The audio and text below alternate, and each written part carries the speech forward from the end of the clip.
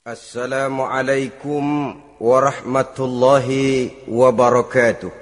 Waalaikumsalam warahmatullahi wabarakatuh. Alhamdulillahillazi anzala al-Qur'an hudan linnasi wa bayyinatin minal huda wal furqan. Wassalatu wassalamu ala ashrafil anam wa ala alihi wa ashabihil kiram, amma ba'du. Saudara-saudara kaum muslimin rahimakumullah. Setiap penganut agama di dunia ini mempunyai sesuatu kitab yang dianggapnya sebagai kitab suci. Orang Hindu punya kitab Weda. Orang Buddha punya kitab Tripitaka. Yahudi mempunyai Taurat. Nasrani mempunyai Injil. Penganut Konghucu punya kitab Tao Te Ching. Orang Majusi punya kitab Zen Avesta. Orang kebatinan punya kitab Serat Centani, Hidayat Jati, Darmo Gandul, atau Gatoloco. Sementara kita umat Islam oleh Allah diberikan Al-Quranul Karim. Mengapa kita yakini Quran ini sebagai kitab suci? Pertama, ia bebas dari intervensi dan investasi manusiawi. Ia sepenuhnya, baik isi maupun redaksi, adalah produk dari Allah Subhanahu wa ta'ala. Kita yakini Quran kitab suci karena sampai hari ini belum ada seorang pun yang sanggup membuat seperti itu. Suatu kitab hanya dinamakan suci kalau dia bersih dari investasi dan intervensi manusia. Al-Quran ini sejak turunnya 14 abad yang lalu telah menantang. Wa in kuntum fi raibim mimma nazzalna ala abdina fa'tu bi suratin min mislih. Apabila kamu ragu-ragu terhadap kebenaran Quran yang kami turunkan kepada hamba kami Muhammad, atau kamu menyangka Quran itu cuma bikinan Muhammad saja, cobalah kamu buat satu surah saja semacam Al-Quran. Apabila kamu tidak mampu melakukannya seorang diri, wada'u syuhada'akum, ajak seluruh teman-temanmu. Sejak tantangan ini turun 14 abad yang lalu, sampai hari ini, tidak seorang pun yang sanggup membuat satu surah saja semacam Al-Quranul Karim.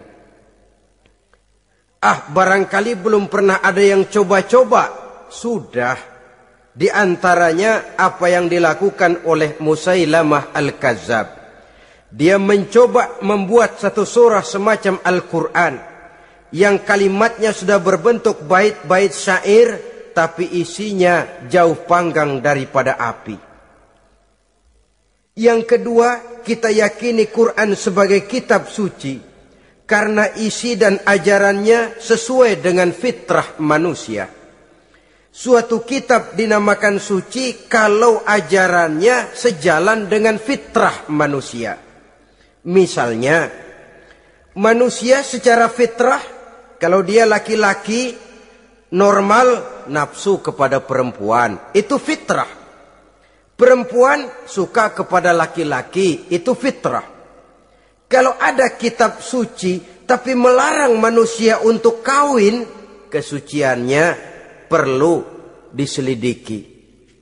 Quran kitab suci sejalan dengan fitrah manusia, maka ia menganjurkan manusia yang mampu untuk melangsungkan perkawinan. Contoh lain, secara fitrah manusia perlu makan. Kalau ada kitab suci yang melarang manusia puasa saja siang malam terus menerus, itu kan sama juga nyuruh orang mati. Quran sesuai dengan fitrah manusia, maka dalam Islam puasa wisol, puasa ngableng, apa itu istilahnya, puasa nyambung, Dari pagi sampai sore, sampai malam, sampai pagi lagi puasa terus. Bukan saja tidak boleh, malah haram hukumnya. Kenapa? Itu bertentangan dengan fitrah manusia. Yang ketiga, kita yakini Quran sebagai kitab suci karena isinya tidak kontroversial. Isinya tidak saling bertentangan satu sama lain. Di ayat manapun Quran mengajarkan Allah itu Esa. Satu kali dia berkata haram, dia akan tetap berkata haram. Isinya tidak kontroversial. Sebab kalau ada kitab suci, di satu pihak mengajarkan Tuhan Esa, di lain ayat mengajarkan Tuhan 3, di lain ayat lagi mengajarkan Tuhan 4, kitab kacau namanya. Bagaimana suatu kitab bernama suci kalau isinya kontroversial satu dengan lainnya? Dari 3 kriteria inilah kita yakini Quran sebagai kitab suci. Masalah yang akan kita bicarakan pada pertemuan kita kali ini, bagaimana sikap kita terhadap Al-Quranul Karim sebagai kitab suci. Berangkat dari sebuah hadis di mana Rasulullah sallallahu alaihi wasallam pernah memberikan tawaran. Beliau bersabda, "Man ja'ala al-Qur'ana amamahu qadahu ilal jannah, wa man ja'ala al-Qur'ana khalfahu saqahu ilan nar." Siapa yang menjadikan Quran sebagai imam, maka Quran akan membimbing dia ke dalam surga. Tetapi siapa yang menjadikan Quran sebagai makmum, maka Quran akan mendorong dia ke dalam neraka. Pilihan terserah kita. Siapa yang menjadikan Quran sebagai imam, ditempatkannya Al-Quran di depan, dia ikuti petunjuk dan ajaran Al-Quran, maka Quran akan membimbing dia ke surga. Surga dunia, lebih-lebih lagi surga akhirat. Tetapi sebaliknya, siapa yang menempatkan Quran di belakangnya, dia belakangi Al-Quran, dia belakangi perintah dan ajaran-ajaran Al-Quran, dia perturutkan hawa nafsunya dalam kehidupan ini, maka Quran akan mendorong dia ke dalam neraka. Ya, neraka dunia, lebih-lebih lagi neraka akhirat. Pilihan terserah kita. Saya mau tanya, kira-kira Quran dalam hidup kita jadi imam apa jadi makmum? Imam apa makmum? Kalau Quran jadi imam, artinya kita umat Islam jadi makmum. Resiko dan logika tentu. Makmum harus ngikuti imam. Imam takbir, makmum takbir. Imam ruku, makmum ruku. Imam sujud, makmum sujud. Imam tahiyat, makmum tahiyat. Itu namanya Quran jadi imam, kita jadi makmum. Artinya dalam terjemahannya pada kehidupan, kalau merah kata Quran, merah kita kata. Hijau kata Quran, hijau kita bilang. Ke barat kata Quran, ke barat kita pergi. Ke timur kata Quran, ke timur kita berangkat. Halal kata Quran, halal kata kita. Haram kata Quran, haram kita bilang. Itu Quran imam, kita makmum. Nyatanya kadang-kadang kontras. Nyatanya kadang-kadang paradok. Merah kata Quran, hijau dong kata kita. Halal kata Quran, remeng-remeng kata kita. Ke barat kata Quran, ke timur kita pergi. Dalam praktek kita mau jadi makmum, Quran kita suruh jadi imam. Kita sesuaikan Quran dengan selera kita. Mana-mana ayat yang menguntungkan, mana ayat yang sesuai dengan mau kita, itu yang kita baca kuat-kuat. Itu yang kita canangkan ke tengah masyarakat ramai. Tapi manakala Quran itu bertentangan dengan nafsu kita, bertentangan dengan gaya dan kepribadian kita, kita umpetin itu Quran. Kalau kita cuma umpetin lumayan, kadang-kadang kita tuduh Quran ketinggalan zaman. Kita anggap Quran tidak relevan lagi dengan situasi dan kondisi. Kalau sudah begitu, sudah menyeberang terlalu jauh namanya. Saudara-saudara kaum muslimin rahimakumullah. Inilah makna hadis Nabi yang diriwayatkan dari Imam Ali bin Abi Thalib, bersabda Rasul, "Man qara'al Qur'ana fastazharahu fa ahalla halalahu wa harrama haramahu adkhalahul jannah." Barang siapa yang membaca Al-Qur'an lalu memperhatikannya, kemudian menghalalkan yang halal dan mengharamkan yang haram, maka Allah akan memasukkan orang itu ke dalam surga, ya surga dunia, ya surga akhirat. Apabila kita renungi hadis ini, maka untuk berimam kepada Al-Quran ada 3 jalan utama yang harus kita laksanakan. Pertama, dari kalimat man qara'al Qur'an, barang siapa yang membaca Al-Quran.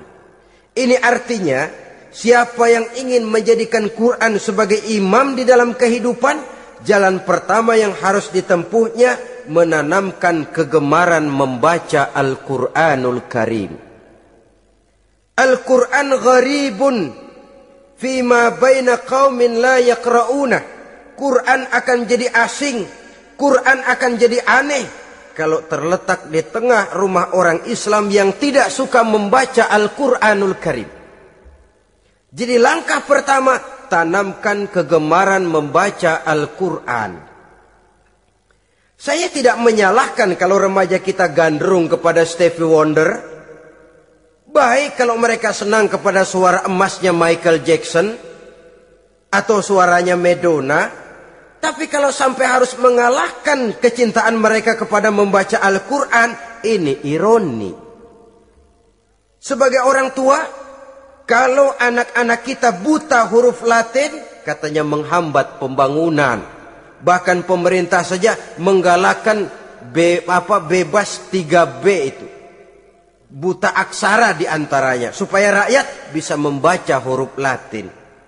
Kalau anak-anak kita buta huruf Latin, katanya menghambat pembangunan. Bagaimana kalau anak-anak kita buta huruf Quran? Jelas saja menghambat proses kesadaran dan kebangkitan dari dunia Islam itu sendiri. Satu contoh ringan. Dulu sebelum pembangunan merata, listrik belum lagi masuk desa, kampung gelap, rumah pakai lampu minyak. Kalau kita masuk kampung, terasa banyak orang Islam. Kenapa? Di rumah sebelah sana kita dengar anak muda sedang latihan baca rawi. Sebelah sini ibu-ibu sedang selawatan. Di rumah sana remaja sedang baca Quran. Pembangunan maju, listrik masuk desa. Alhamdulillah. Tapi apa yang kemudian terjadi? Proses pergeseran nilai. Setelah listrik masuk desa, radio main kenceng-kencengan. Televisi main gede-gedean. Baca Quran sudah barang aneh, langka. Tengoklah sekarang kalau kita masuk kampung, ada yang remaja sedang baca Quran. Rasanya kok aneh, nggak umum. Sesuatu yang baik malah menjadi nilai-nilai keanehan. Saudara-saudara kaum muslimin rahimakumullah, tanamkan kegemaran membaca. Dalam satu hadis Nabi pesan, nawiru buyutakum bitilawatil Quran. Sinari rumah tanggamu dengan bacaan Quran. Sebab listrik ini cuma bisa menerangi gelap, tapi tidak akan sanggup menerangi hati manusia. Quran produk Allah dibaca dalam segala keadaan, tepat dan pantas. Lihat saja, orang sedih baca Quran, terhibur. Orang gembira baca Quran, tidak lupa diri. Di rumah mewah ada yang baca Quran, bagus. Di gubuk reot di pinggir kali ada yang baca Quran, cocok. Orang kawin dibacakan Quran, bagus. Orang mati dibacakan Quran, tidak jelek. Dalam segala keadaan, in all season, bahasa kerennya, dia pantas dibaca. Saudara-saudara, bahkan orang sakit gigi pun kalau dengar baca Quran, tidak marah. Coba lihat. Dia senang benar lagu Michael Jackson, tapi giliran sakit gigi, coba setelin lagu Michael Jackson, kalau nggak mencah-mencah. Kamu gila apa nggak tahu saya lagi sakit gigi, tapi coba bacakan Quran. Dia pasti tidak marah. Begitu besar daya pengaruhnya. Bahkan Abu Jahal sama Abu Lahab pernah rapat. Kata Abu Jahal sama Abu Lahab, Mas Lahab, gini loh mas. Kenapa? Ini saya pikir-pikir salah satu yang menyebabkan kenapa saudara kita banyak ikut ajaran Muhammad. Mereka kalau sudah dengar bacaan Quran terpesona. Jadi kita blokir saja. Caranya gimana? Kasih pengumuman kepada Quraisy, jangan sekali-kali mau dengerin Muhammad baca Quran. Kamu juga jangan. Dan kamu, saya pun begitu. Mari kita janji, tidak mau dengar bacaan Quran. Salaman, pulang ke rumah masing-masing. Dapat 1 hari tahan, 2 hari bertahan, 3 hari, seminggu ke atas, Abu Jahal mulai ada semacam rindu, kangen, pengen dengar ayat Quran. Karena secara pribadi dia mengakui keindahan gaya bahasanya jauh lebih tinggi dari kemampuan penyair Quraisy. Isi ajarannya sangat dalam dan menyentuh segi-segi kehidupan manusia. Gak tahan Abu Jahal, kayak dikilikin hatinya. Keluar rumah mindik-mindik, ngumpet-ngumpet, ngempet di rumah Nabi, pengen dengar Nabi baca Quran. Rupanya Abu Lahab sama. Pikir Abu Jahal, Abu Lahab gak bakalan keluar. Abu Lahab berpikir, Jahal pasti di rumah. Dua-duanya bareng berangkat ke rumah Nabi. Cuma yang satu dari sebelah barat, yang satu dari sebelah timur. Ngempet, ketemu di sudut, sama-sama kaget. Jahal, loh kamu Lahab? Iya, kamu ngapain? Lah kamu ngapain? Akhirnya sama-sama malu, sama-sama tidak bisa menahan diri, akhirnya sama-sama ngakuin. Bagaimanapun kita harus akui bahwa Al-Quran ini mengandung daya pesona yang sangat luar biasa. Itu dari segi bacaan. Belum lagi dari segi ajaran, belum lagi dari segi isi. Tanamkan kegemaran membaca Al-Quran. Sampai-sampai Nabi katakan, Innal lazi laisa fi jawfihi syai'um minal Quran kal baitil kharib. Orang yang dari tenggorokannya belum pernah keluar ayat Quran barang sepotong pun, belum pernah ngaji barang seayat pun, itu orang kata Nabi kal baitil kharib, kayak rumah kosong. Rumah kan kalau kosong biar bagus, mewah, besar, perabotannya lengkap. Kalau kosong angker, setan kuntilanak memedi, betah benar di situ. Saudara-saudara kaum muslimin rahimakumullah. Dalam satu percontohan Nabi mengatakan begini, Masalul mu'minil lazi yakra'ul Qur'an kamasalil utrujah rihuha tayyibun wa ta'muha tayyibun. Orang mukmin yang suka membaca Quran adalah ibarat buah utrujah. Baunya wangi, rasanya lezat. Kira-kira kalau di negeri kita buah apa utrujah itu? Semacam jeruk yang manis lah. Sudah baunya wangi, rasanya enak. Itu buah itu. Orang mukmin yang suka baca Quran kayak buah itu. Baunya wangi, rasanya enak. Artinya syiarnya hidup, isinya memang orang mukmin. Sebaliknya, wa masalul mu'minil lazi la yaqra'ul Qur'an kamasalit tamrah la riha laha wa ta'muha hulwun. Orang mukmin yang tidak suka baca Quran kayak korma. Rasanya emang manis, cuman kagak ada baunya. Artinya apa? Syiarnya kurang. Kalau orang belum tapi kenal kan kagak mau makan korma. Kenapa? Nggak ada baunya. Daya tariknya kurang, walaupun rasanya enak. Kalau daya tariknya nggak ada, kan nggak ada iklannya, tidak ada syiarnya. Itu orang mukmin yang tidak suka membaca Quran. Ibarat buah, nggak ada baunya, walaupun rasanya enak. Orang kurang tergerak. Kurang syiar, kurang daya tarik. Sebaliknya, wa masalul munafiq allazi yaqra'ul Qur'an kamasalir raihanah rihuha thayyibun wa ta'muha murrun.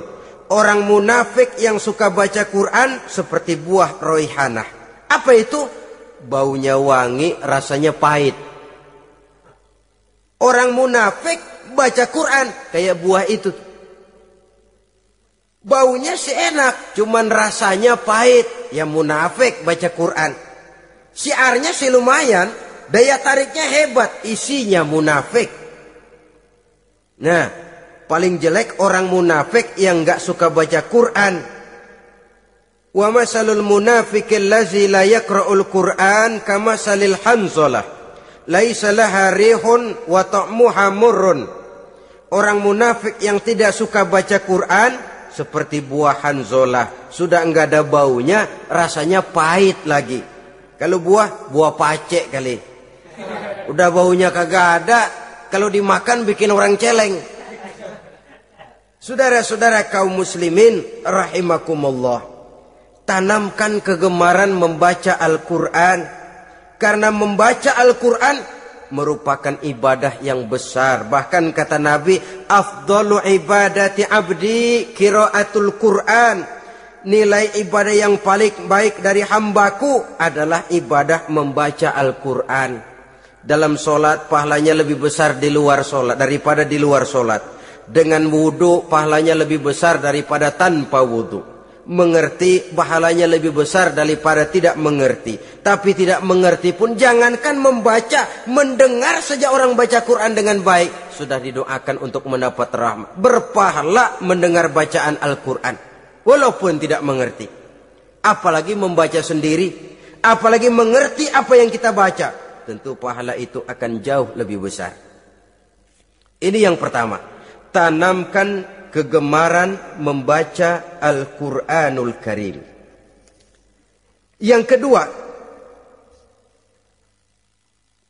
dalam hadis tadi, fastazharahu, man qara'al Qur'ana fastazharahu, siapa yang membaca Al-Quran kemudian memperhatikannya. Jadi kalau kita mau berimam kepada Al-Quran, setelah menanamkan kegemaran membaca, yang kedua, perhatikan. Pahami isinya. Jangan seperti monyet pakai mahkota, ketawa girang, cengengesan, tapi dia tidak tahu arti kebesaran mahkota yang disandangnya itu. Bangga dengan Al-Quran, tapi apa kandungannya kita tidak mengerti. Untuk memahami Al-Quran ini, caranya bagaimana? Tentu mudah saja. Seperti contoh, kalau kita ingin mengerti caranya bikin tahu, jangan bertanya kepada montir mobil. Montir mobil ahli betul urusan mesin. Tapi kalau urusan tahu, tanya dong tukang tahu. Untuk mengerti rahasia dan seluk-beluk Al-Quran, kita harus bertanya kepada orang yang memahami seluk-beluk Al-Quran.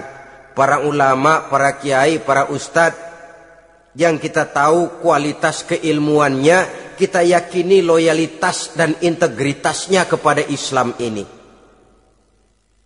Kenapa? Ayat-ayat Quran itu elastis. Dia dibawa kemana saja mau. Ditafsirkan menurut kemauan orang bisa. Paling celaka kalau yang belajar tidak punya dasar, yang mengajar punya maksud lain. Sesat dan menyesatkan. Yang ngajar punya nafsu ambisi, yang belajar tikus budeg, yang memang tidak punya dasar apa-apa. Sekali belajar langsung tafsir. Cara wudhu yang baik saja belum ngerti, cara ruku dan sujud yang baik saja belum bisa, yang membatalkan sholat apa ndak bisa, ndak ngerti. Sekali langsung, udah, supaya kita langsung saja belajar langsung Al-Quranul Karim. Tidak jelek, cuma akan lebih baik kalau sebelumnya ada unsur penunjang dari nilai-nilai keilmuan dalam Islam ini. Disinilah perlunya menghidupkan majelis-majelis taklim. Sebab kalau Al-Quran hanya dipahami dan dikutak-kutik menurut maunya rasio saja, kekuatan rasio terbatas.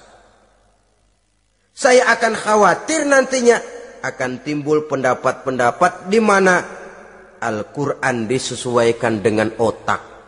Bukan otak ngikuti Quran, tapi Quran disuruh ngikuti otak. Contoh yang dekat saja, kalau saudara ngukur kayu pakai meteran, itu kira-kira meteran ikut kayu apa kayu ikut meteran? Ayo, kira-kira kayu ikut meteran apa meteran ikut kayu? Meteran ikut kayu. Bagus. Kalau meteran ikut kayu, artinya nggak ada meteran benar di dunia ini. Kayunya kependekan, meterannya dipotong. Kan begitu toh? Meteran ikut kayu namanya. Bukan meteran ikut kayu, tapi kayu yang harus ikut meteran. Otak harus ikut wahyu. Jangan wahyu disuruh ikut otak. Manusia ikut Quran, jangan Quran disuruh ikut manusia. Dan kaum orientalis, ya, orang barat di luar Islam yang mendalami, mempelajari Islam dengan tujuan mencari kelemahan Islam untuk menghantam umat Islam.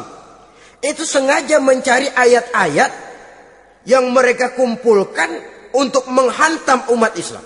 Supaya mereka meragukan Qur'annya untuk kemudian pada suatu saat meninggalkan Qur'an sama sekali. Timbullah pendapat ada ayat Qur'an yang sudah tidak sesuai lagi katanya dengan situasi dan kondisi. Seolah-olah otak manusia sudah jauh lebih pintar daripada Al-Qur'anul Karim. Saudara-saudara kaum muslimin rahimakumullah. Inilah yang kita berlindung dari Allah. Sebab secara demikian dengan kata lain kita secara tidak sadar sudah mengurangi kemahamutlakan dan kesempurnaan dari Allah Subhanahu wa taala. Untuk memahami Al-Qur'an maka kita harus bertanya kepada ahlinya, mengaji, menghidupkan majelis-majelis taklim. Jangan sampai Al-Qur'an menjadi awam di tengah masyarakat Islam sendiri. Ini jalan yang kedua, memahami isinya. Sehingga dengan demikian, manakala Al-Quran dibacakan orang, pemikiran kita tidak lagi terpusat kepada kemerduan suara orang yang membaca, tapi tertuju kepada isi yang dikandungnya. Sehingga dalam kondisi semacam itu, boleh jadi tiap kali dibacakan Al-Quran, nilai iman makin tambah. Kita dengar orang baca, Alam taro kaifa fa'ala rabbuka bi ashabil fil. Terbayang oleh kita bagaimana Raja Abrahat dengan pasukannya mau menghancurkan Ka'bah. Bagi Allah cukup menurunkan burung ababil, hancur lebur Abrahat, raja besar dengan seluruh pasukan gajahnya, berantakan dibuatnya cuma dengan burung ababil. Allah Maha Besar, Allah Maha Kuasa. Tambah iman. Kalau tidak, ya seperti yang banyak terjadi. Quran menceritakan azab, kita malah kesenangan. Walakum azabun alim. Kamu akan mendapat azab yang pedih. Kita teriak di pojokan, toyib, toyib. Allah, alhamdulillah. Digambarkan azab malah baik-baik. Bahwa kita suka, kita gemar kepada bacaan Quran dengan suara yang merdu, alhamdulillah. Akan lebih baik lagi kalau kita mengerti apa yang dibacanya. Sebab perintah membaca tersirat makna perintah untuk memahami. Perintah memahami tersirat makna untuk mengamalkan. Dengan kata lain, kita hanya bisa mengamalkan Quran dengan baik kalau kita mengerti isinya.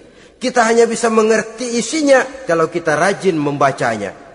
Baik membaca yang tersirat, baik membaca yang tersurat dengan petunjuk para alim ulama, para kiai, dan orang-orang yang ahli di bidang itu. Saudara-saudara kaum muslimin rahimakumullah, inilah jalan kedua. Upayakan memahami isinya. Hidupkan kajian-kajian agama, hidupkan majelis-majelis taklim. Jangan sampai Al-Quran asing di hati kita sendiri. Jangan sampai kita awam terhadap makna kandungan dan ajaran Al-Quran, sementara kita yakini bahwa dialah yang akan bisa membimbing kita menuju kebahagiaan sejak dari dunia sampai ke akhirat nanti. Jalan ketiga untuk berimam kepada Al-Quran, setelah menanamkan kegemaran membaca, lalu berupaya memahami isinya, yang ketiga adalah mengamalkannya dalam kehidupan, sesuai dengan kemampuan yang kita miliki.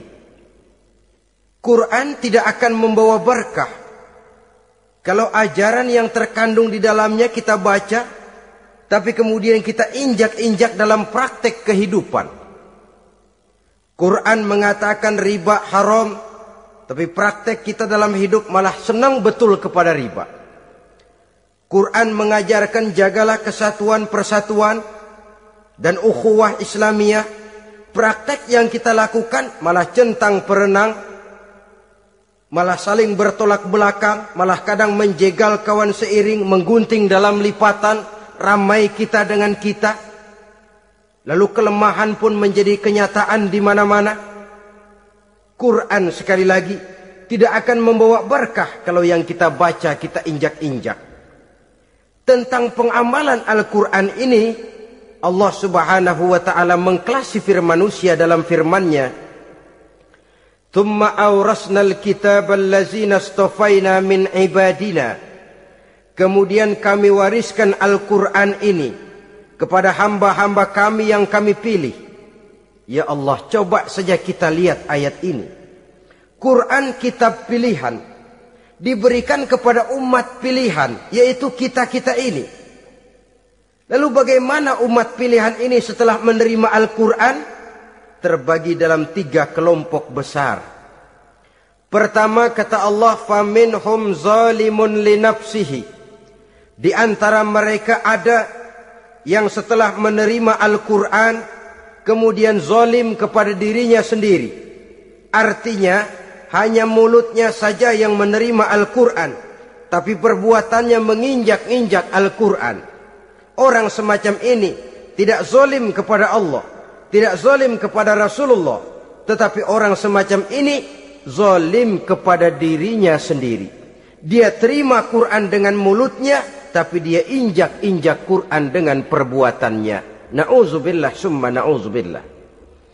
Kelompok yang kedua, faminhum muqtasid. Di antara mereka ada yang setelah menerima Al-Quran lalu muqtasid. Muqtasid ini 50-50. Ngambil jalan tengah. Ajaran Quran dipakai, ajaran setan dikerjain. Artinya juga perintah Quran oke, larangan Quran ho-oh. Saudara-saudara, malaikat bingung bagaimana montennya nih anak ini. Perintah Quran dikerjain, larangan Quran juga dikerjain. Ini muqtasid.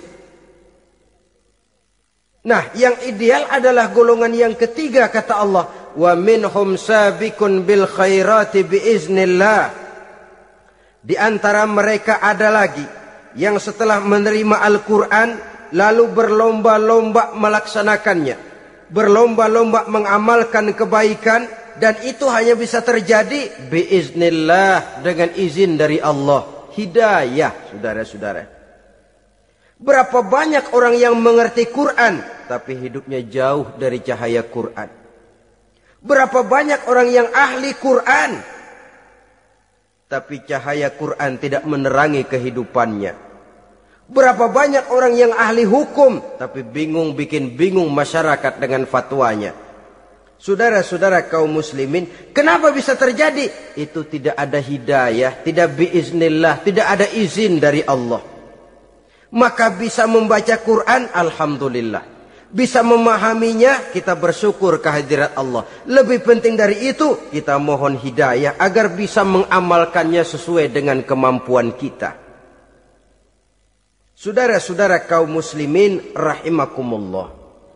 Mana yang lebih banyak di zaman kita sekarang ini? Kita bisa analisa.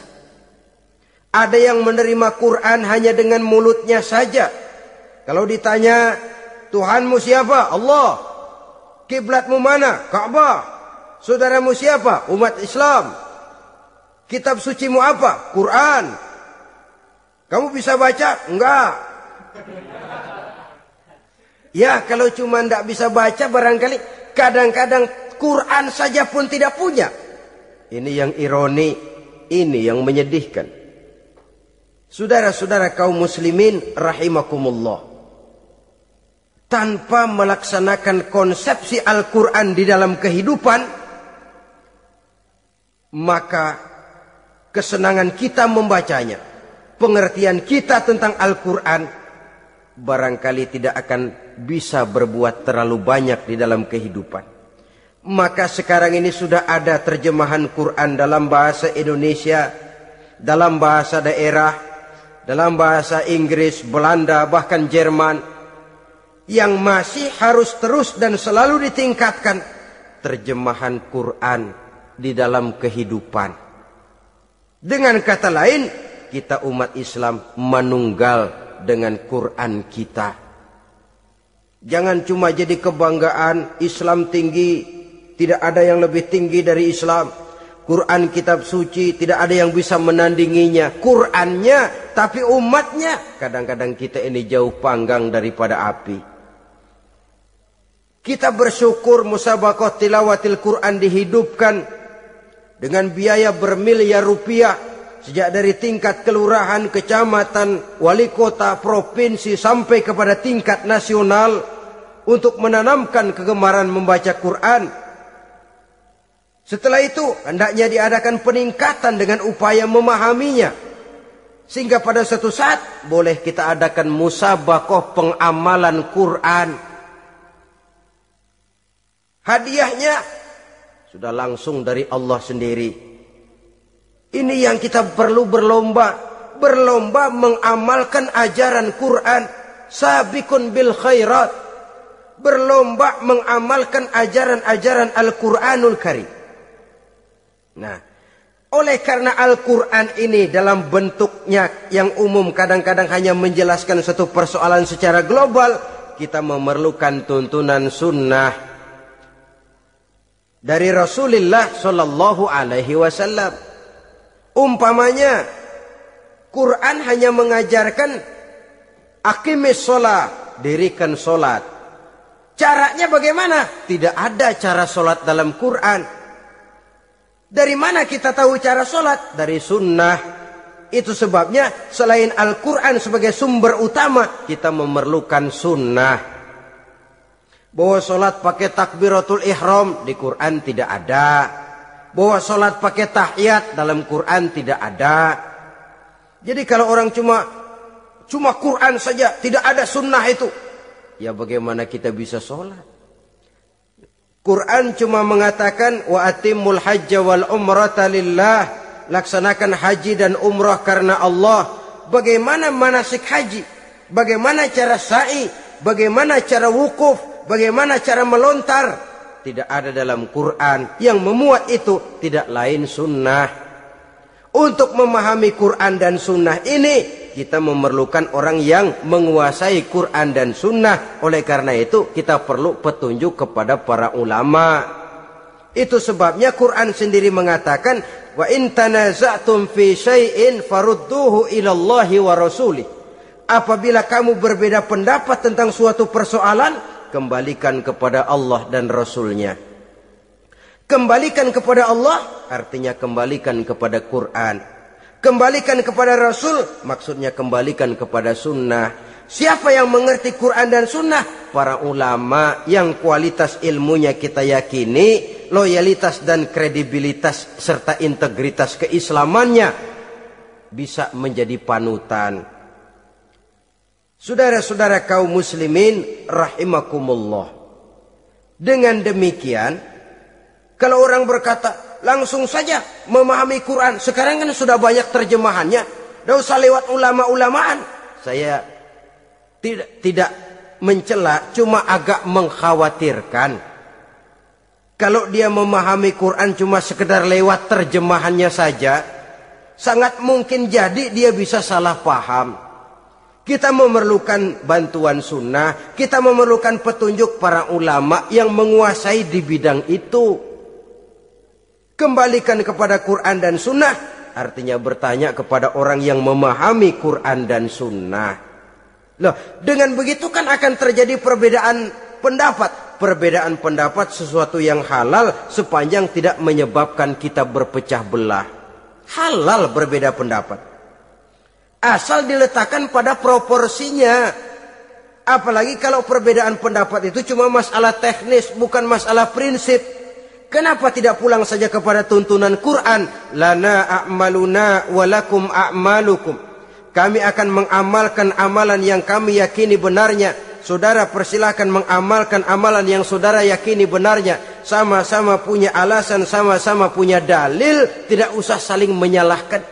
Tidak usah saling mengklaim, merasa yang paling benar, orang lain salah semua. Kemukakan argumen, jangan sentimen. Harus dengan semangat mencari kebenaran, bukan untuk mencapai kemenangan. Kalau sentimen lebih penting dari argumen, kalau kemenangan lebih diutamakan dari mencari kebenaran, yang berlaku kadang-kadang gengsi. Kalau sudah gengsi, yang bicara emosi. Kalau sudah emosi, istilah kita di kampung, ngambek. Gedean ilmunya sama ambeknya. Kadang-kadang, dah saya kalau nggak jadi imam nggak mau sembahyang di situ. Kalau nggak jadi imam, orang lain dianggapnya kagak sah sembahyangnya. Wah, pokoknya kalau nggak ngaji sama saya Islamnya kurang bener. Mengklaim. Perbedaan pendapat wajar, halal, asal tidak menyebabkan kita berpecah belah. Dan sewajarnya kita lebih berusaha mencari titik pertemuan, memperbesar persamaan, dan bukan mengutak-ngutik perbedaan. Kadang-kadang inilah penyakit kita nih. Satu kunut, satu tidak sembahyang subuhnya. Bisa RT. Satu usoli, satu tidak, bisa RW. Satu azan sekali Jumatan, satu dua kali, bikin masjid lagi. Kenapa bukan persamaannya yang dicari? Kenapa justru perbedaannya yang diperbesar? Yang masalah macam ini sampai kiamat tidak pernah selesai. Kan lebih baik kalau kita ditanya orang, Pak, sholat subuh itu pakai kunut apa tidak sih? Kalau saya pakai. Kalau yang tidak pakai kunut bagaimana Pak? Betul, kata yang tidak pakai. Jadi yang pakai kunut betul, betul karena saya pakai kunut. Yang tidak juga betul, betul kata yang tidak pakai. Kalau yang kunut betul, yang tidak kunut betul, lalu yang salah yang mana Pak? Yang salah yang subuh nggak sembahyang. Lebih objektif, proyek garapannya ada, umat tidak berpecah belah. Ini yang konyol, kadang-kadang khutbah Jumat pakai membongkar khilafiyah, menghantam tahlil, menghantam kunut. Selesai sembahyang Jumat, apa yang terjadi? Umat resah, masyarakat gelisah, polemik timbul, masalah tidak terselesaikan. Orang jadi khotib itu raja dalam mimbar Jumat. Siapa yang mau bantah dia? Kalau memang mau buka itu persoalan khilafiyah, buka dalam forum khusus. Adakan pengajian, jelaskan masalahnya secara luas, mendasar. Jangan mengklaim dan memponis. Berikan kebebasan kepada umat untuk menilai. Masalahnya selesai, yang tidak puas bisa bertanya. Saudara-saudara, sudah lewat masanya kita meributkan soal itu. Sudah datang waktunya di mana kita lebih mementingkan dan membicarakan masalah-masalah yang lebih mendesak dihadapi oleh umat. Kemiskinan misalnya, kebodohan misalnya, keterbelakangan umpamanya.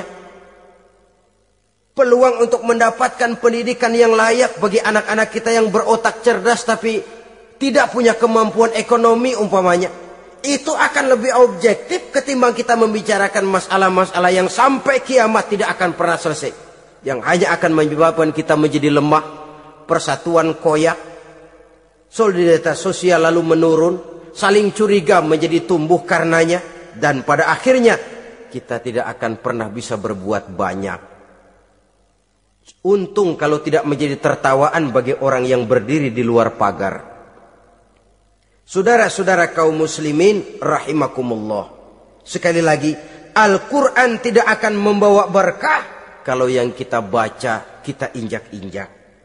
Oleh karenanya, untuk berimam kepada Quran ini, sekali lagi pertama, tanamkan kegemaran membaca. Yang kedua, upayakan memahami isinya melalui bimbingan orang yang ahli bidang itu. Yang ketiga, amalkan sesuai dengan kemampuan. Sebab itu ada prinsip, kalau isi suatu hadis nampaknya bertentangan dengan otak, kesohihan hadis itu boleh diperiksa. Tapi kalau ayat Quran nampaknya bertentangan dengan otak, otaknya yang harus diperiksa. Jangan Qurannya lalu disesuaikan dengan otak. Sebab kalau kita sudah berani berteori, ada ayat Quran yang tidak sesuai dengan keadaan. Ayat yang mana? Yang ini. Tahun depan tambah lagi. Tahun depan tambah lagi. Makin lama makin habis Al-Quran itu. Yang perlu diperbarui cara kita memahami Quran. Bukan dengan mengemukakan teori ayat Quran kehilangan relevansi. Cara kita memahami barangkali yang kurang relevan. Dalam situasi, dalam konteksnya dengan situasi dan kondisi. Jangan lupa, Al-Quran ini kan untuk semua umur. Dia bisa dipahami secara filosofis, dia bisa dipahami dengan kacamata orang awam. Tingkat kemampuan berpikir orang tidak semuanya sama. Kalau semua orang kita mau ajak berfilsafat, merenung dalam-dalam, menerawang tinggi-tinggi, ialah buat mereka yang terjangkau oleh perguruan tinggi. Tapi buat saudara-saudara kita, pedagang-pedagang kecil, petani di desa-desa terpencil, remaja-remaja yang jauh dari sentuhan teknologi canggih, sanggupkah mereka berpikir filosofis? Sementara mereka merupakan bagian terbesar dari kondisi umat ini. Saudara-saudara kaum muslimin, oleh karenanya ditentang membaca, memahami dan mengamalkan, Rasulullah Shallallahu Alaihi Wasallam pernah memberikan sugesti. Beliau bersabda, "In aradtum aisas su'ada, apabila kamu menginginkan kehidupan yang bahagia, hidup seperti hidupnya orang-orang yang bahagia, dan tentu ini keinginan kita semua, wa mautas syuhada, dan menginginkan mati sebagai matinya para syuhada, para pahlawan pembela agama, orang yang mati syahid." Wah, ini sudah tidak duanya ini. Hidup mulia, mati syahid. Dapat dua-duanya. Wan najata yaumal hasyri, dan ingin mendapat keselamatan pada hari hasyar, hari pengumpulan manusia di padang mahsyar. Wa zilla yaumal harri, dan mendapat perlindungan dari Allah pada hari yang sangat panas. Wal huda minad dhalalah, dan mendapat petunjuk dari kesesatan. Nah, ini keinginan semua orang. Kan yang kita cari apa sih? Hidup bahagia. Biar ndak kaya asal bahagia, sudah enak. Lalu apalagi? Matinya sebagai syahid. Kemudian di hari pengumpulan nanti mendapat keselamatan. Lalu pada saat orang lain kepanasan kita mendapat perlindungan. Kemudian orang lain kebingungan kita mendapat petunjuk. Kalau ini yang diinginkan kata Nabi, resepnya fa'adimu qiraatal Quran, maka lazimkan, biasakan olehmu membaca Quran. Tidak ada terlambat. Idealnya memang dari kecil, sebab lidah kalau sudah kaku berat, disuruh baca innallaha laghaniyun hamid, lidahnya berat. Innallaha lampuniyun hamid, lampuniyun, laghaniyun jadi lampuniyun. Lidah itu kalau sudah berat ya memang berat. Disuruh baca ya bani Israel, lidahnya berat. Ya bini Siroil gitu. Jadi ya bini Siroil. Saudara-saudara, idealnya memang dibiasakan dari kecil supaya lidah itu ringan. Kalau tidak, tidak ada istilah terlambat. Saya malu pak, belajar alif-alifan udah gede. Ya jangan alif-alifan, alif beneran. Alif-alifan kapan bisanya? Alif beneran yang dipelajari.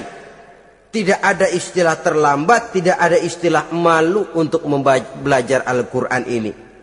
Saudara-saudara kaum muslimin rahimakumullah. Ini sugesti untuk menanamkan kegemaran membaca. Lalu sugesti untuk memahaminya. Tentu banyak ayat, banyak hadis. Mengapa tidak di antara kamu sekelompok orang yang berangkat untuk memperdalam, memahami agama? Falaula nafaro min kulli firqatin minhum ta'ifatun liyatafaqahu fid din. Di tengah kelompok orang yang berangkat belajar teknologi canggih, di tengah grup orang yang mendalami ekonomi, di tengah kelompok orang yang membidangi hukum, di tengah kelompok orang yang sibuk meneliti ilmu-ilmu kedokteran, mengapa tidak ada kelompok orang yang secara takhasus liyatafaqahu fid din, mendalami agama ini, mendalami Quran ini, harus ada. Lalu sugesti untuk mengamalkan Al-Quran kelihatan dari peringatan Allah yang kita bisa temukan pada surah Toha ayat 124 sampai dengan 127. Wa man a'rada an zikri, barang siapa yang berpaling dari peringatanku, kata Allah, barang siapa yang berpaling dari Al-Quran ini, dia terima Al-Quran, dia imani Quran, tapi dia berpaling dari ajarannya, dia injak-injak apa yang seharusnya dia amalkan, dia perturutkan hawa nafsunya, maka kata Allah, fa inna lahu ma'isyatan dhanka, dia akan diberikan satu penghidupan yang sempit. Inna lillahi wa inna ilaihi raji'un. Diberikan hidup yang sempit. Kalau hidup sudah terasa sempit, bagaimanapun luasnya rumah, sempit. Kalau hidup sudah terasa sempit, bagaimanapun banyaknya harta, sumpek. Kalau sudah hidup ini terasa sempit, bagaimanapun luasnya pergaulan, tidak ada tempat kita bertanya, melarikan persoalan, membagi rasa. Siapa yang berpaling dari Quran, dia akan diberikan penghidupan yang sempit. Bukan dagangnya tidak untung, bukan kerjanya tidak digaji, tapi kesempitan hati lebih bahaya loh dari kesempitan ekonomi. Itu di dunia. Di akhirat, wa nahsyuruhu yaumal qiyamati a'ma. Di akhirat nanti dia akan dikumpulkan oleh Allah dalam keadaan buta. Ya Allah, ya Rasul. Padahal ke akhirat kita baru tumben. Sekali ke akhirat buta. Masya Allah. Di tempat kita lahir saja, kalau tadinya kita melihat, tahu-tahu menjadi buta, kita bingung. Padahal jalan sudah pernah kita lihat, arah sudah pernah kita tahu.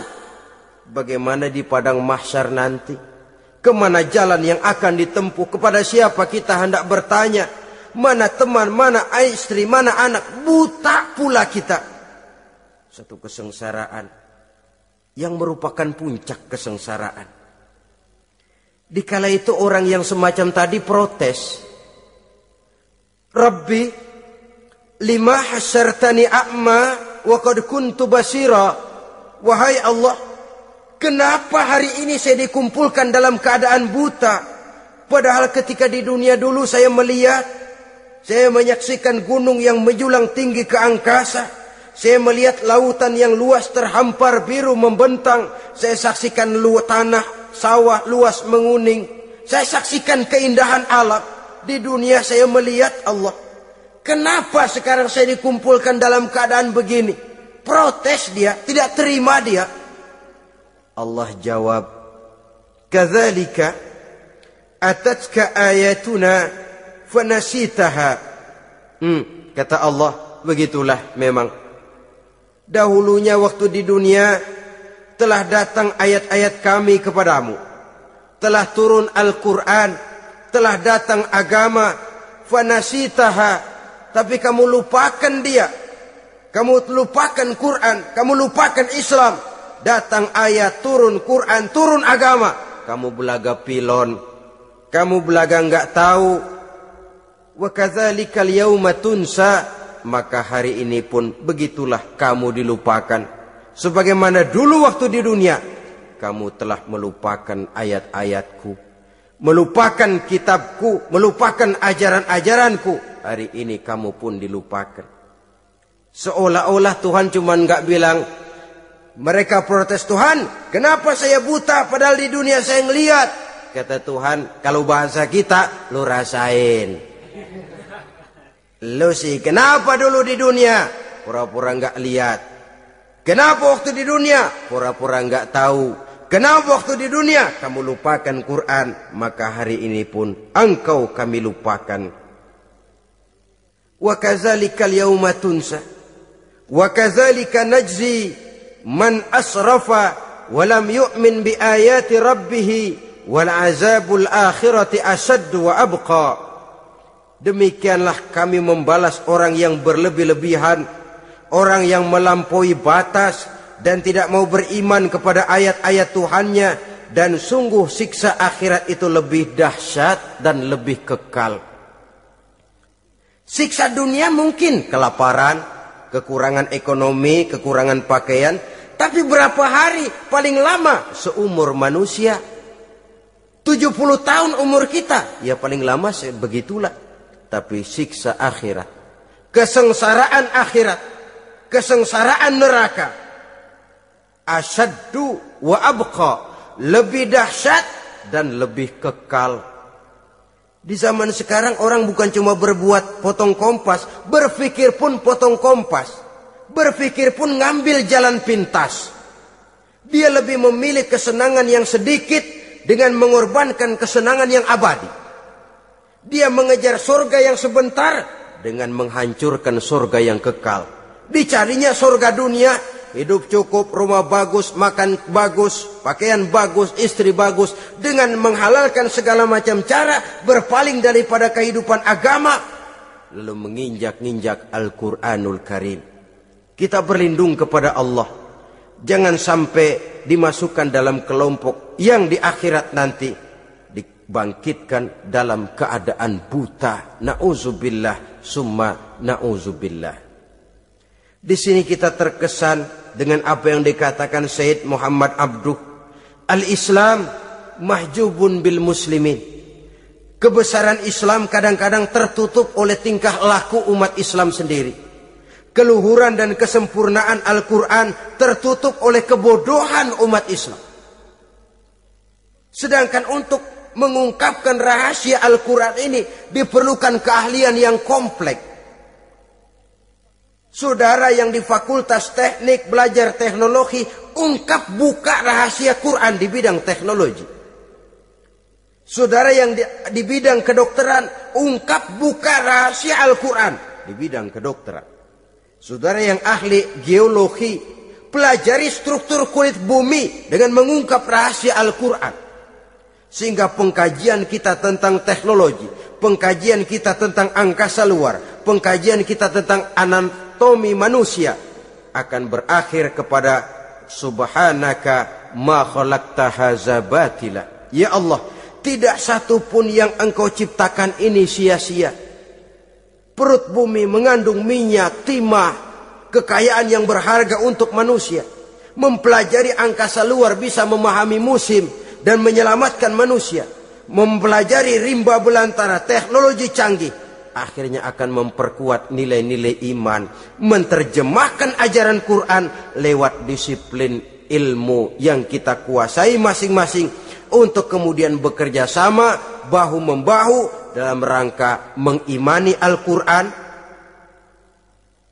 mengamalkan Al-Quran, dan mengawal keluhuran Al-Quranul Karim yang atas dasar tuntunannya kita hidup, untuknya kita berjuang, dan dalam bimbingannya kita ingin kembali menghadap Allah Subhanahu wa ta'ala. Inilah pertemuan yang singkat ini. Mudah-mudahan kita diberikan kekuatan oleh Allah untuk berimam kepada Al-Quran, menjadikannya sebagai pedoman utama di dalam kehidupan kita. Terima kasih atas segala perhatian. Mohon maaf atas segala kekurangan. Usikum wa nafsi bitaqwallah.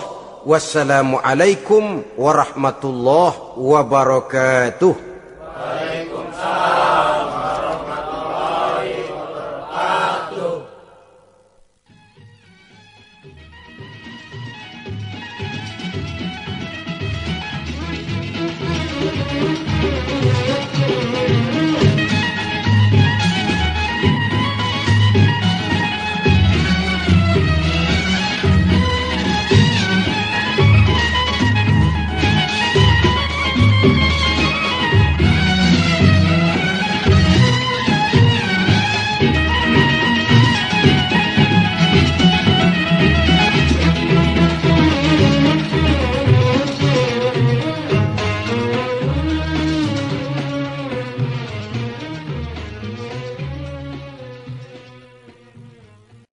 Assalamualaikum warahmatullahi wabarakatuh.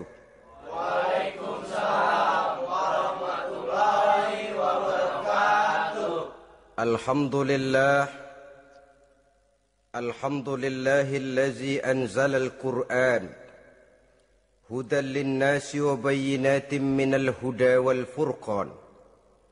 Wassalatu wassalamu ala asyrafil anam wa ala alihi wa ashabihil kiram, amma ba'du. Saudara-saudara kaum muslimin rahimakumullah. Setiap penganut agama di dunia ini mempunyai sesuatu kitab yang dianggapnya sebagai kitab suci. Orang Hindu punya kitab Weda. Orang Buddha punya kitab Tripitaka. Yahudi mempunyai Taurat. Nasrani mempunyai Injil. Penganut Konghucu punya kitab Tao Te Ching. Orang Majusi punya kitab Zen. Orang mukmin yang suka membaca Quran adalah ibarat buah utrujah. Baunya wangi, rasanya lezat. Kira-kira kalau di negeri kita buah apa utrujah itu? Semacam jeruk yang manis lah. Sudah baunya wangi, rasanya enak. Itu buah itu. Orang mukmin yang suka baca Quran kayak buah itu. Baunya wangi, rasanya enak. Artinya syiarnya hidup, isinya memang orang mukmin. Sebaliknya, wa masalul mu'minil lazi la yaqra'ul Qur'an kamasalit tamrah la riha laha wa ta'muha hulwun. Orang mukmin yang tidak suka baca Quran kayak korma. Rasanya emang manis, cuman kagak ada baunya. Artinya apa? Syiarnya kurang. Kalau orang belum tapi kenal kan kagak mau makan korma. Kenapa? Nggak ada baunya. Daya tariknya kurang walaupun rasanya enak. Kalau daya tariknya nggak ada, kan nggak ada iklannya, tidak ada syiarnya. Itu orang mukmin yang tidak suka membaca Quran. Ibarat buah, nggak ada baunya walaupun rasanya enak. Orang kurang tergerak, kurang syiar, kurang daya tarik. Sebaliknya, wa masalul munafiq allazi yaqra'ul Qur'an kamasalir raihanah rihuha thayyibun wa ta'muha murrun. Orang munafik yang suka baca Quran seperti buah raihanah. Apa itu? Baunya wangi, rasanya pahit. Orang munafik baca Quran kayak buah itu. Baunya sih enak, cuman rasanya pahit. Ya munafik baca Quran. Syiarnya sih lumayan, daya tariknya hebat, isinya munafik. Nah, paling jelek orang munafik yang enggak suka baca Quran. Wa masalul munafiqil lazi la yaqra'ul Qur'an kamasalil hanzalah laisa laha rihun wa ta'muha murrun. Orang munafik yang tidak suka baca Quran seperti buah hanzolah, sudah enggak ada baunya, rasanya pahit lagi. Kalau buah pacek kali. Udah baunya kagak ada, kalau dimakan bikin orang celeng. Saudara-saudara kaum muslimin rahimakumullah, tanamkan kegemaran membaca Al-Qur'an, karena membaca Al-Qur'an merupakan ibadah yang besar. Bahkan kata Nabi, afdalu ibadati abdi qiraatul Qur'an. Nilai ibadah yang paling baik dari hambaku adalah ibadah membaca Al-Qur'an. Dalam solat pahalanya lebih besar di luar solat daripada di luar solat. Dengan wudu pahalanya lebih besar daripada tanpa wudu. Mengerti pahalanya lebih besar daripada tidak mengerti. Tapi tidak mengerti pun jangankan membaca, mendengar saja orang baca Quran dengan baik sudah didoakan untuk mendapat rahmat. Berpahala mendengar bacaan Al-Quran walaupun tidak mengerti. Apalagi membaca sendiri, apalagi mengerti apa yang kita baca, tentu pahala itu akan jauh lebih besar. Ini yang pertama, tanamkan kegemaran membaca Al-Quranul Karim. Yang kedua, Dalam hadis tadi, fastazharohu. Man qara'al Qur'ana fastazharohu. Siapa yang membaca Al-Quran kemudian memperhatikannya. Jadi kalau kita mau berimam kepada Al-Quran, setelah menanamkan kegemaran membaca, yang kedua, perhatikan. Pahami isinya.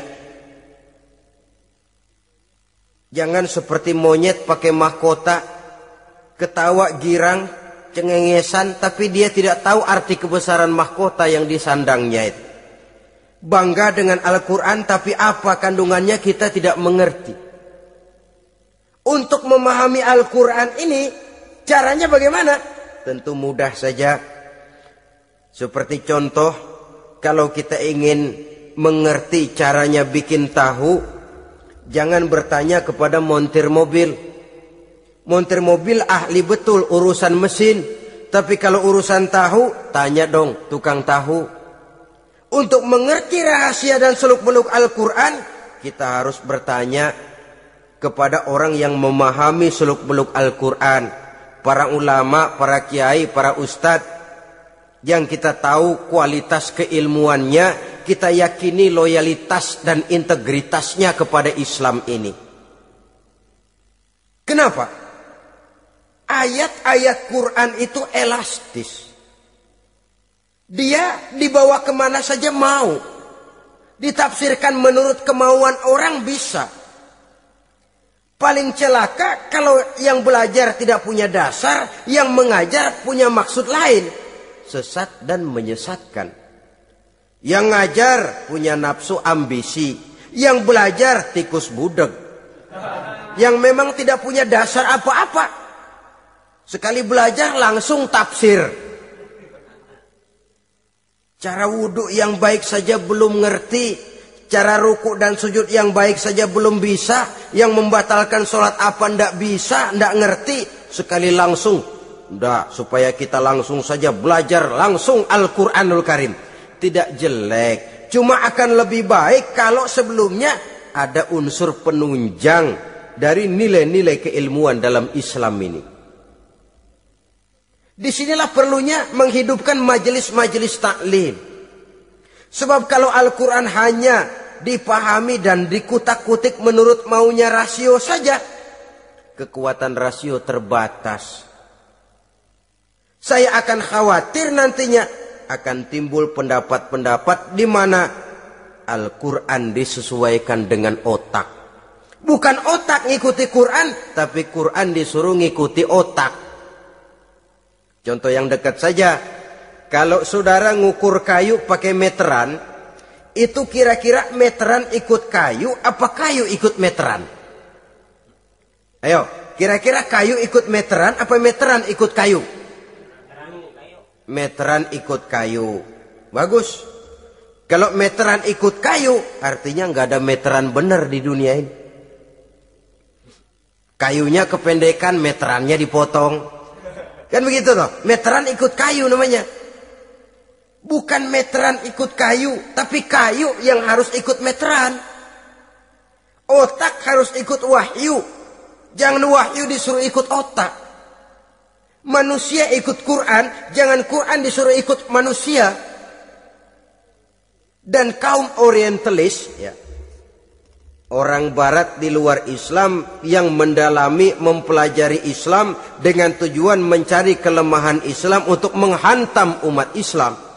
Itu sengaja mencari ayat-ayat yang mereka kumpulkan untuk menghantam umat Islam. Supaya mereka meragukan Qur'annya untuk kemudian pada suatu saat meninggalkan Qur'an sama sekali. Timbullah pendapat ada ayat Quran yang sudah tidak sesuai lagi katanya dengan situasi dan kondisi. Seolah-olah otak manusia sudah jauh lebih pintar daripada Al-Quranul Karim. Saudara-saudara kaum muslimin rahimakumullah. Inilah yang kita berlindung dari Allah. Sebab secara demikian dengan kata lain kita secara tidak sadar sudah mengurangi kemahamutlakan dan kesempurnaan dari Allah Subhanahu wa ta'ala. Untuk memahami Al-Quran, maka kita harus bertanya kepada ahlinya. mengaji, menghidupkan majelis-majelis taklim. Jangan sampai Al-Quran menjadi awam di tengah masyarakat Islam sendiri. Ini jalan yang kedua, memahami isinya.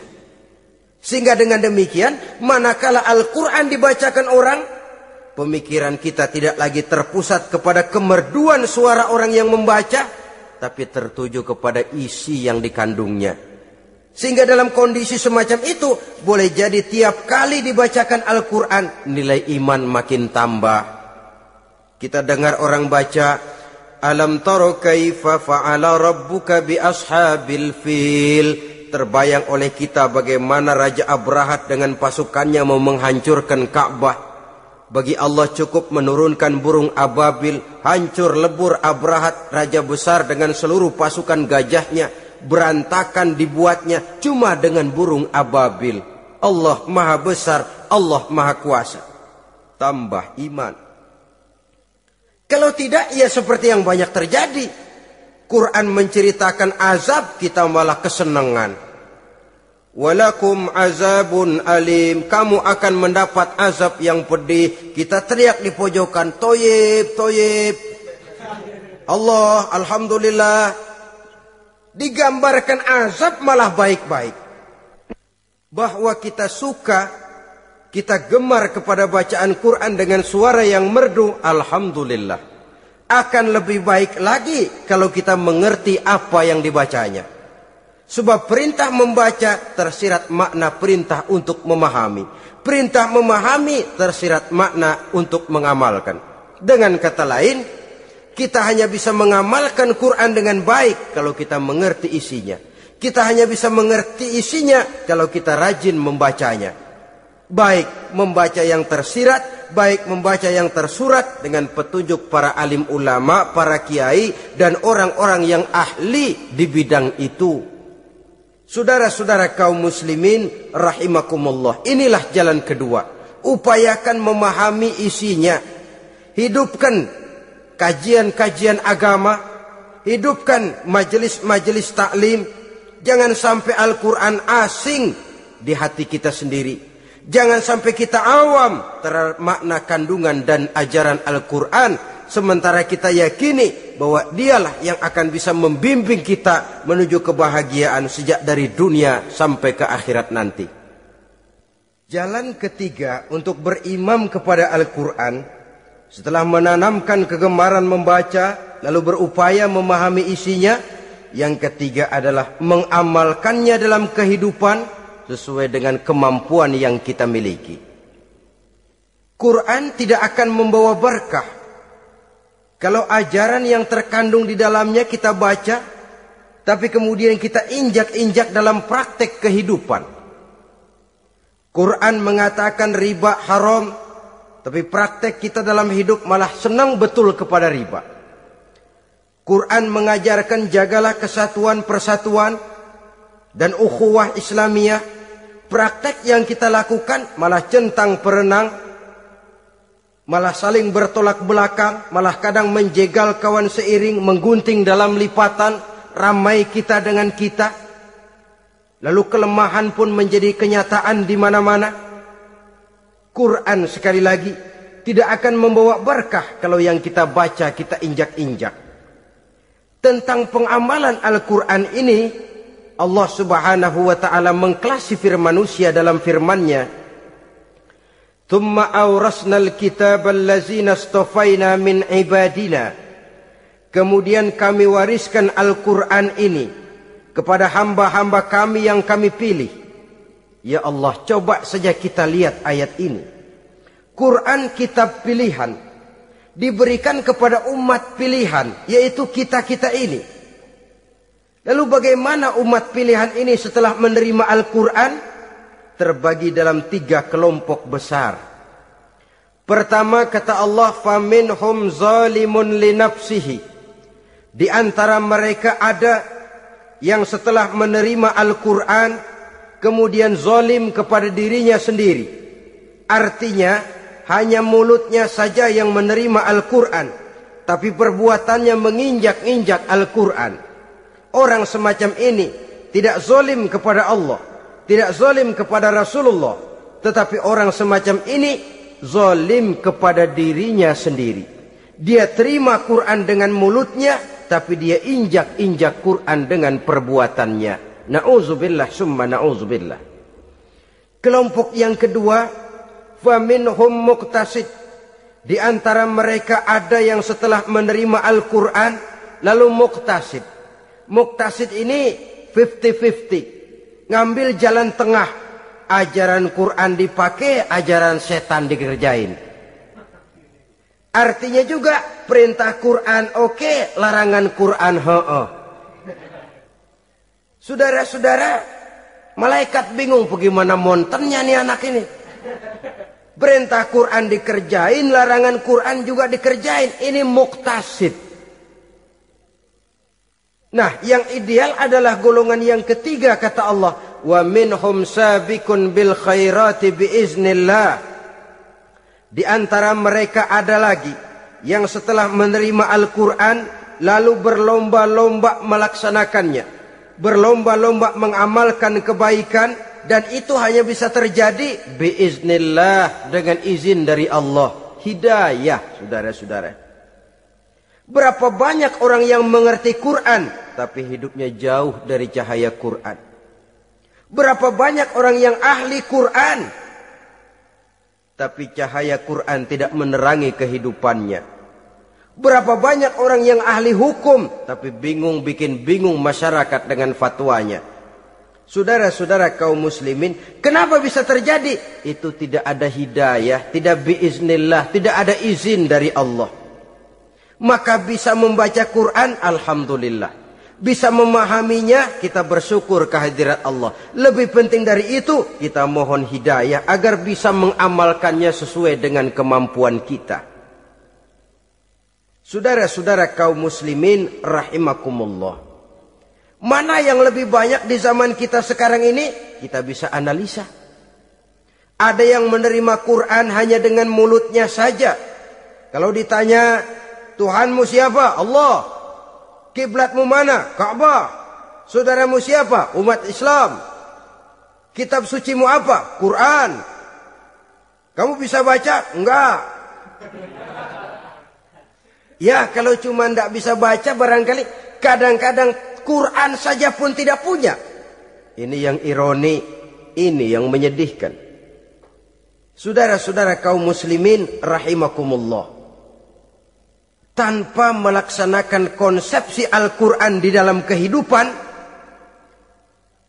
maka kesenangan kita membacanya, pengertian kita tentang Al-Quran, barangkali tidak akan bisa berbuat terlalu banyak di dalam kehidupan. Maka sekarang ini sudah ada terjemahan Quran dalam bahasa Indonesia, dalam bahasa daerah, dalam bahasa Inggris, Belanda, bahkan Jerman, yang masih harus terus dan selalu ditingkatkan terjemahan Quran di dalam kehidupan. Dengan kata lain, kita umat Islam menunggal dengan Quran kita. Jangan cuma jadi kebanggaan Islam tinggi, tidak ada yang lebih tinggi dari Islam. Quran kitab suci, tidak ada yang bisa menandinginya. Qurannya, tapi umatnya, kadang-kadang kita ini jauh panggang daripada api. Kita bersyukur musabaqah tilawatil Quran dihidupkan dengan biaya bermiliar rupiah. Sejak dari tingkat kelurahan, kecamatan, wali kota, provinsi, sampai kepada tingkat nasional. Untuk menanamkan kegemaran membaca Quran. Setelah itu, hendaknya diadakan peningkatan dengan upaya memahaminya. Sehingga pada suatu saat, boleh kita adakan musabaqah pengamalan Quran. Hadiahnya, sudah langsung dari Allah sendiri. Ini yang kita perlu berlomba. Berlomba mengamalkan ajaran Quran. Sabiqun bil khairat. Berlomba mengamalkan ajaran-ajaran Al-Quranul Karim. Nah, oleh karena Al-Quran ini dalam bentuknya yang umum kadang-kadang hanya menjelaskan satu persoalan secara global, kita memerlukan tuntunan sunnah dari Rasulullah Sallallahu Alaihi Wasallam. Umpamanya Quran hanya mengajarkan aqimis sholat, dirikan sholat. Caranya bagaimana? Tidak ada cara sholat dalam Quran. Dari mana kita tahu cara sholat? Dari sunnah. Itu sebabnya selain Al-Quran sebagai sumber utama, kita memerlukan sunnah. Bahwa sholat pakai takbiratul ihram di Quran tidak ada. Bahwa sholat pakai tahiyat dalam Quran tidak ada. Jadi kalau orang cuma Quran saja, tidak ada sunnah itu, ya bagaimana kita bisa sholat? Quran cuma mengatakan wa atimmul hajja wal umrata lillah, laksanakan haji dan umrah karena Allah. Bagaimana manasik haji? Bagaimana cara sa'i? Bagaimana cara wukuf? Bagaimana cara melontar? Tidak ada dalam Quran. Yang memuat itu tidak lain sunnah. Untuk memahami Quran dan sunnah ini, kita memerlukan orang yang menguasai Quran dan sunnah. Oleh karena itu kita perlu petunjuk kepada para ulama. Itu sebabnya Quran sendiri mengatakan wa in tanaza'tum fi syai'in farudduhu ila Allahi wa rasulih. Apabila kamu berbeda pendapat tentang suatu persoalan, kembalikan kepada Allah dan Rasulnya. Kembalikan kepada Allah artinya kembalikan kepada Quran. Kembalikan kepada Rasul maksudnya kembalikan kepada sunnah. Siapa yang mengerti Quran dan sunnah? Para ulama yang kualitas ilmunya kita yakini, loyalitas dan kredibilitas serta integritas keislamannya bisa menjadi panutan. Saudara-saudara kaum muslimin rahimakumullah. Dengan demikian, kalau orang berkata langsung saja memahami Quran, sekarang kan sudah banyak terjemahannya, tidak usah lewat ulama-ulamaan.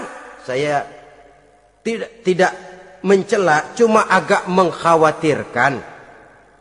Kalau dia memahami Quran cuma sekedar lewat terjemahannya saja, sangat mungkin jadi dia bisa salah paham. Kita memerlukan bantuan sunnah, kita memerlukan petunjuk para ulama yang menguasai di bidang itu. Kembalikan kepada Quran dan sunnah artinya bertanya kepada orang yang memahami Quran dan sunnah.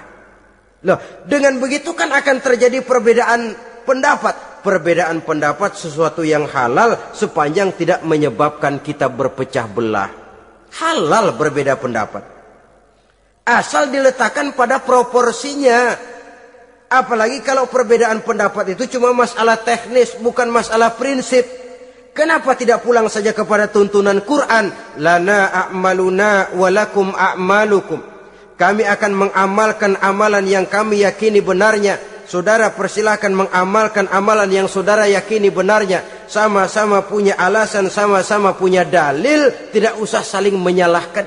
Tidak usah saling mengklaim, merasa yang paling benar, orang lain salah semua. Kemukakan argumen, jangan sentimen. Harus dengan semangat mencari kebenaran, bukan untuk mencapai kemenangan. Kalau sentimen lebih penting dari argumen, kalau kemenangan lebih diutamakan dari mencari kebenaran, yang berlaku kadang-kadang gengsi. Kalau sudah gengsi, yang bicara emosi. Kalau sudah emosi, istilah kita di kampung ngambek. Gedean ilmunya sama ambeknya. Kadang-kadang, dah saya kalau nggak jadi imam nggak mau sembahyang di situ. Kalau nggak jadi imam, orang lain dianggapnya kagak sah sembahyangnya.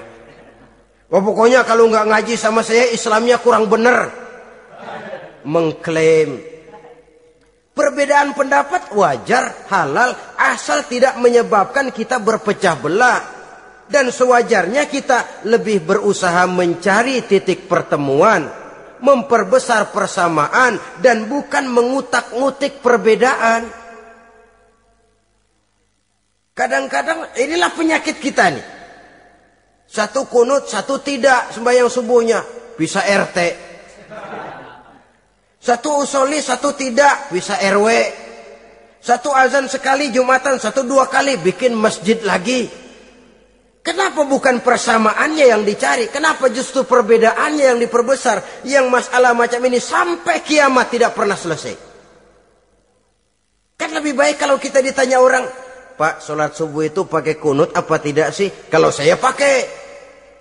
Kalau yang tidak pakai kunut bagaimana Pak? Betul, kata yang tidak pakai. Jadi yang pakai kunut betul, betul karena saya pakai kunut. Yang tidak juga betul, betul kata yang tidak pakai. Kalau yang kunut betul, yang tidak kunut betul, lalu yang salah yang mana Pak? Yang salah yang subuh nggak sembahyang. Lebih objektif, proyek garapannya ada, umat tidak berpecah belah. Ini yang konyol, kadang-kadang khutbah Jumat pakai membongkar khilafiyah, menghantam tahlil, menghantam kunut. Selesai sembahyang Jumat, apa yang terjadi? Umat resah, masyarakat gelisah, polemik timbul, masalah tidak terselesaikan. Orang jadi khotib itu raja dalam mimbar Jumat, siapa yang mau bantah dia? Kalau memang mau buka itu persoalan khilafiyah, buka dalam forum khusus. Adakan pengajian, jelaskan masalahnya secara luas, mendasar. Jangan mengklaim dan memponis. Berikan kebebasan kepada umat untuk menilai. Masalahnya selesai, yang tidak puas bisa bertanya. Saudara-saudara, sudah lewat masanya kita meributkan soal itu. Sudah datang waktunya di mana kita lebih mementingkan dan membicarakan masalah-masalah yang lebih mendesak dihadapi oleh umat. Kemiskinan misalnya, kebodohan misalnya, keterbelakangan umpamanya, peluang untuk mendapatkan pendidikan yang layak bagi anak-anak kita yang berotak cerdas tapi tidak punya kemampuan ekonomi umpamanya. Itu akan lebih objektif ketimbang kita membicarakan masalah-masalah yang sampai kiamat tidak akan pernah selesai. Yang hanya akan menyebabkan kita menjadi lemah, persatuan koyak, solidaritas sosial lalu menurun, saling curiga menjadi tumbuh karenanya, dan pada akhirnya kita tidak akan pernah bisa berbuat banyak. Untung kalau tidak menjadi tertawaan bagi orang yang berdiri di luar pagar. Saudara-saudara kaum muslimin rahimakumullah. Sekali lagi, Al-Quran tidak akan membawa berkah kalau yang kita baca kita injak-injak. Oleh karenanya, untuk berimam kepada Quran ini, sekali lagi pertama, tanamkan kegemaran membaca. Yang kedua, upayakan memahami isinya melalui bimbingan orang yang ahli bidang itu. Yang ketiga, amalkan sesuai dengan kemampuan.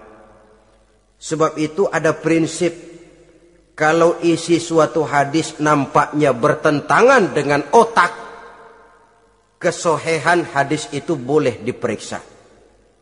Tapi kalau ayat Quran nampaknya bertentangan dengan otak, otaknya yang harus diperiksa.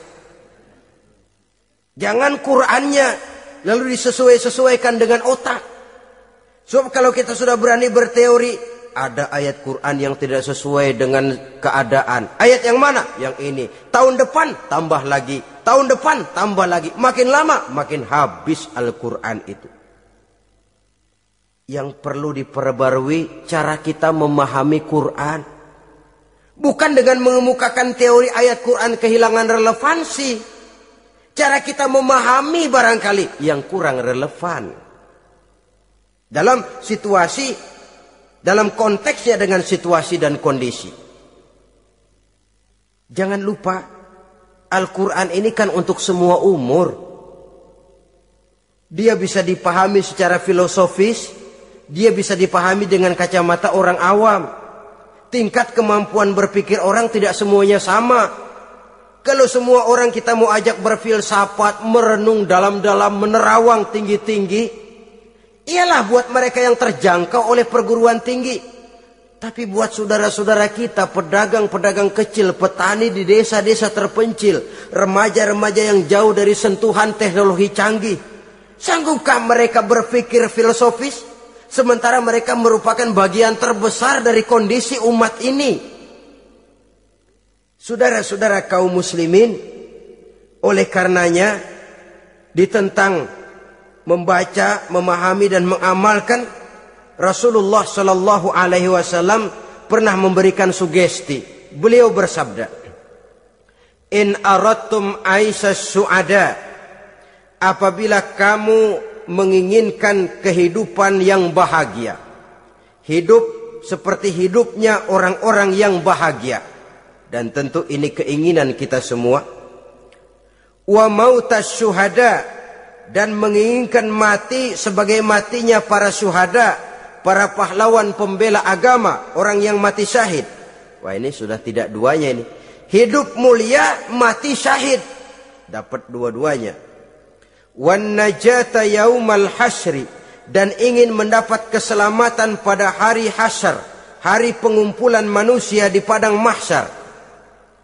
Wa zilla yaumal harri, dan mendapat perlindungan dari Allah pada hari yang sangat panas. Wal huda minad dhalalah, dan mendapat petunjuk dari kesesatan. Nah, ini keinginan semua orang. Kan yang kita cari apa sih? Hidup bahagia. Biar ndak kaya asal bahagia, sudah enak. Lalu apalagi? Matinya sebagai syahid. Kemudian di hari pengumpulan nanti mendapat keselamatan. Lalu pada saat orang lain kepanasan kita mendapat perlindungan. Kemudian orang lain kebingungan kita mendapat petunjuk. Kalau ini yang diinginkan kata Nabi, resepnya fa'adimu qiraatal Qur'an, maka lazimkan, biasakan olehmu membaca Quran. Tidak ada terlambat. Idealnya memang dari kecil, sebab lidah kalau sudah kaku berat. Disuruh baca innallaha laghaniyun hamid, lidahnya berat. Innallaha lampuniyun hamid, lampuniyun. Laghaniyun jadi lampuniyun. Lidah itu kalau sudah berat ya memang berat. Disuruh baca ya bani Israel, lidahnya berat. Ya bini Siroil gitu. Jadi ya bini Siroil. Saudara-saudara, idealnya memang dibiasakan dari kecil supaya lidah itu ringan. Kalau tidak ada istilah terlambat. Saya malu Pak, belajar alif-alifan udah gede. Ya jangan alif-alifan, alif beneran. Alif-alifan kapan bisanya? Alif beneran yang dipelajari. Tidak ada istilah terlambat, tidak ada istilah malu untuk belajar Al-Quran ini. Saudara-saudara kaum muslimin rahimakumullah. Ini sugesti untuk menanamkan kegemaran membaca. Lalu sugesti untuk memahaminya. Tentu banyak ayat, banyak hadis. Mengapa tidak diantara kamu sekelompok orang yang berangkat untuk memperdalam, memahami agama. Falaula nafaro min kulli firqatin minhum ta'ifatun liyatafaqahu fid din. Di tengah kelompok orang yang berangkat belajar teknologi canggih, di tengah grup orang yang mendalami ekonomi, di tengah kelompok orang yang membidangi hukum, di tengah kelompok orang yang sibuk meneliti ilmu-ilmu kedokteran, mengapa tidak ada kelompok orang yang secara takhasus liyatafaqahu fid din, mendalami agama ini, mendalami Quran ini? Harus ada. Lalu sugesti untuk mengamalkan Al-Quran kelihatan dari peringatan Allah yang kita bisa temukan pada surah Toha ayat 124 sampai dengan 127. Wa man a'rada an zikri, barang siapa yang berpaling dari peringatanku, kata Allah.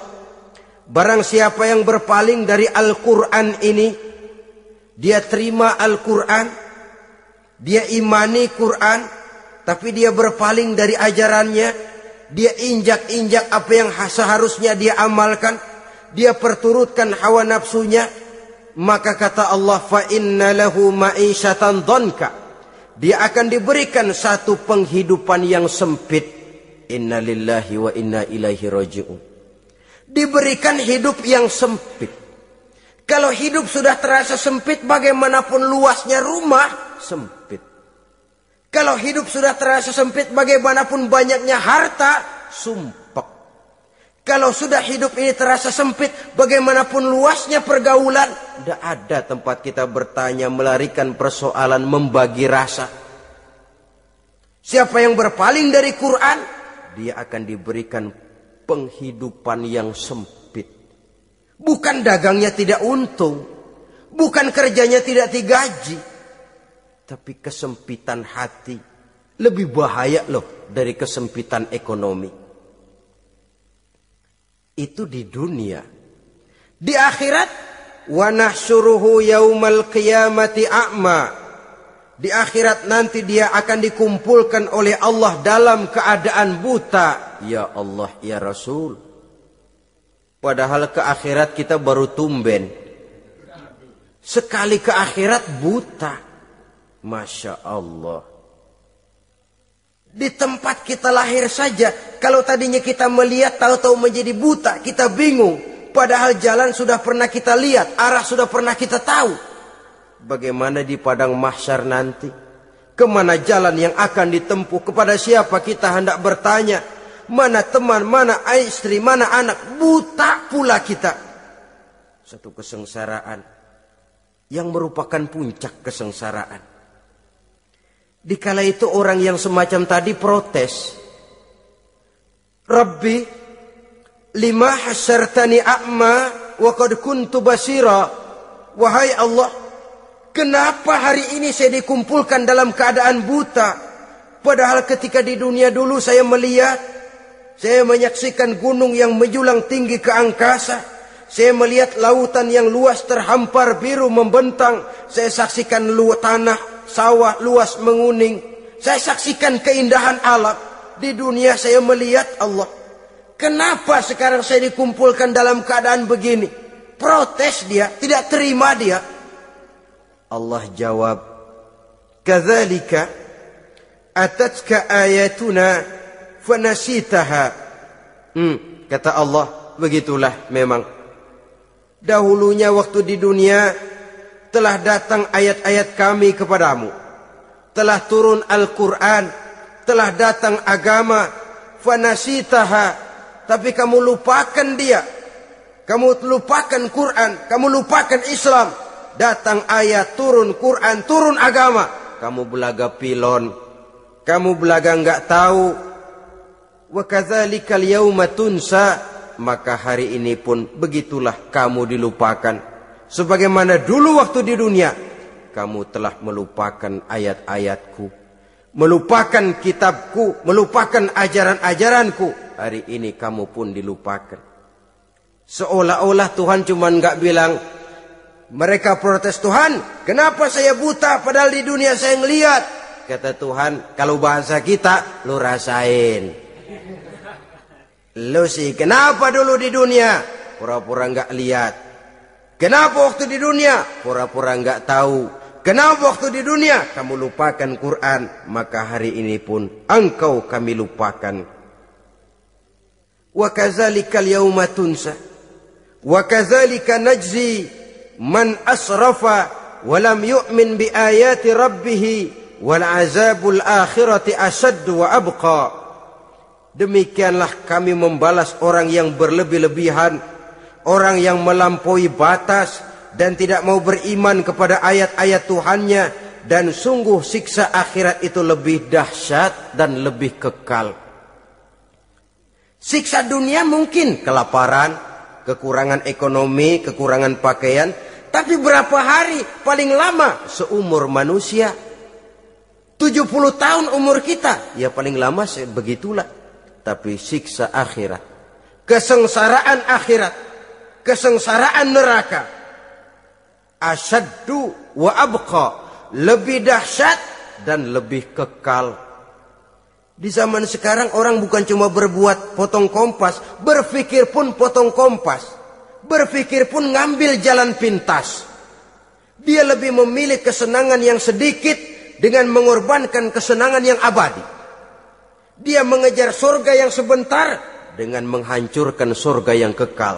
Dicarinya surga dunia, hidup cukup, rumah bagus, makan bagus, pakaian bagus, istri bagus, dengan menghalalkan segala macam cara, berpaling daripada kehidupan agama, lalu menginjak-injak Al-Quranul Karim. Kita berlindung kepada Allah. Jangan sampai dimasukkan dalam kelompok yang di akhirat nanti bangkitkan dalam keadaan buta. Na'udzubillah summa na'udzubillah. Di sini kita terkesan dengan apa yang dikatakan Sayyid Muhammad Abduh. Al-Islam mahjubun bil muslimin. Kebesaran Islam kadang-kadang tertutup oleh tingkah laku umat Islam sendiri. keluhuran dan kesempurnaan Al-Quran tertutup oleh kebodohan umat Islam. Sedangkan untuk mengungkapkan rahasia Al-Quran ini diperlukan keahlian yang kompleks. Saudara yang di fakultas teknik belajar teknologi, ungkap buka rahasia Quran di bidang teknologi.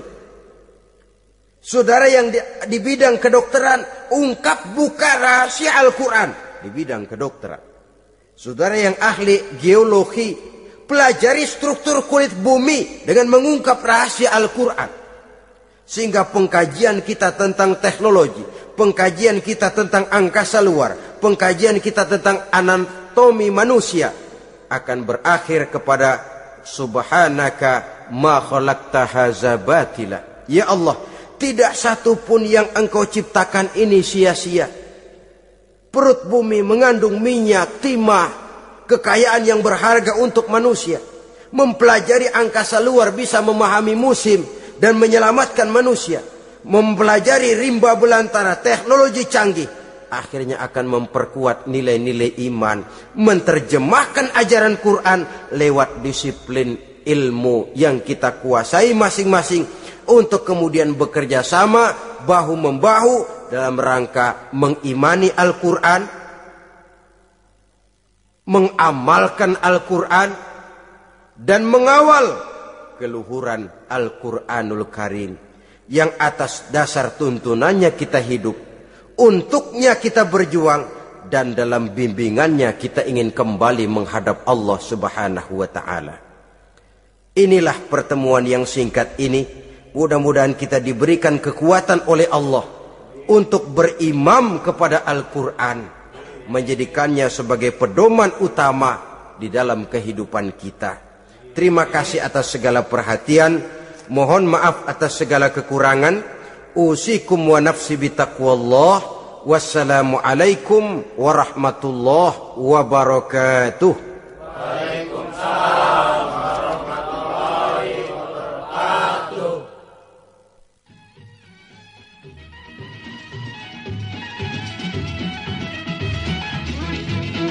Thank you.